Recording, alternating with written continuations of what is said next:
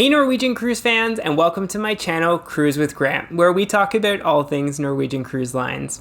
The topic of today's video is transatlantic cruises.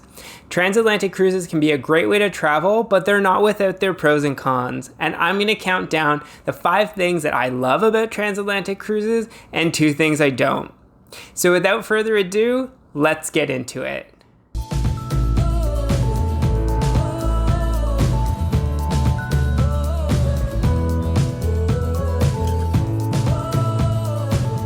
If you're not familiar with transatlantic cruises, this is often one of the ways that cruise lines redistribute their fleets to try and serve the maximum number of passengers possible.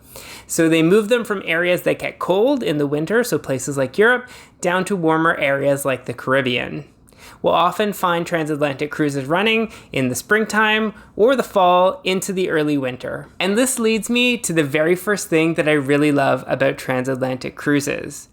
Now, because these cruises are often going between very different parts in the world, they often include a number of sea days, which some people seem to view as undesirable. And as a result, these cruises are often comparably dirt cheap. So if you're looking for a way to get away and get on board a cruise ship without handing over fistfuls of money, this can be an excellent way to travel on the cheap. The second thing that I really love about transatlantic cruises is that they often include stops that aren't part of normal Norwegian itineraries.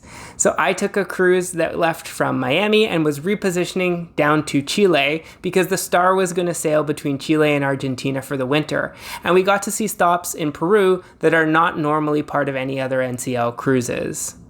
The next few things that I really love about transatlantic cruises are because they have so many sea days. And the first one is that there's way less competition for specialty dining reservations. So if you're going to be enjoying Cagney's, Moderno, or one of the other specialty restaurants, oftentimes on regular cruises, the sea days are packed. Everybody wants to have their dining on those days.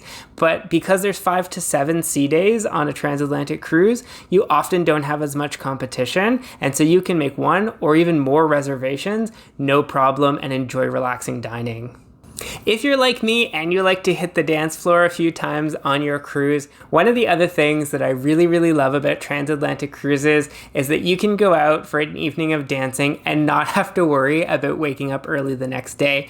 There's nothing worse than having a late night out and then having to wake up early and be energetic to see a port the next day. Again, when you've got lots of sea days in a row, you can dance to your heart's content and not have to worry about waking up early. I'd love to hear what your favorite dance songs are. Please feel free to drop those in the comments below. The last thing that I want to talk about that I really love about transatlantic cruises is about onboard amenities. And just like dining, they can be tricky sometimes to get access to on a regular cruise. Some of the amenities like the Speedway or the Galaxy Pavilion are actually closed while the ship is in port. And so when you've got additional sea days, because you're on a transatlantic cruise, you've got more opportunities to get access to some of those amenities that wouldn't normally be open as often on a regular cruise. Now that I've talked about all of the things that I love about transatlantic cruises, let's get to 2 things that I'm not really a big fan of. And the first one is about ports. Now, as I mentioned, there's a lot more sea days on most transatlantic cruises, and so the ports are a bit of a premium. They're an opportunity to get off the ship, see somewhere new, and stretch your legs. I've taken 4 transatlantic cruises, and I have to say, I have missed a lot of ports because of inclement weather. Oftentimes, a lot of the stops when you're crossing the ocean are in places like Ponta Delgada or Bermuda that are islands and are subject to lots of really difficult weather conditions. I have yet to make a stop at Ponta Delgada, even though it was planned for 3 of my 4 transatlantic cruises. So if you're looking forward to the ports, that may be a drawback about taking a transatlantic cruise. The second thing that I'm really not a fan of about transatlantic cruises is the frequent time zone changes. And if you're not familiar with transatlantic cruises, because they're traveling across the ocean, you're going through a different time zone almost every night, which can hit you very differently depending on the direction that you're headed. I've taken transatlantic cruises going both ways, so from Europe over to North America, which isn't so bad because you're actually gaining an hour every night, but going the other way, you're losing sleeping an hour every night, and then at the end of your transatlantic cruise is often when you have the most ports. So that can be really challenging to both be a little bit tired, jet lagged, and also to be excited to see some of the ports in Europe if you're traveling that way.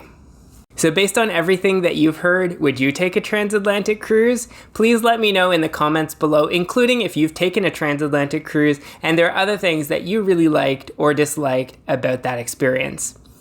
If you found this video helpful, please remember to hit that like button and show me some love by subscribing to my channel. It really is appreciated and helps me out a lot. Don't forget to also check out other videos that help you with top tips on navigating Norwegian Cruise Lines. Hope everyone's having a great day, and I look forward to seeing you in the next video. Bye!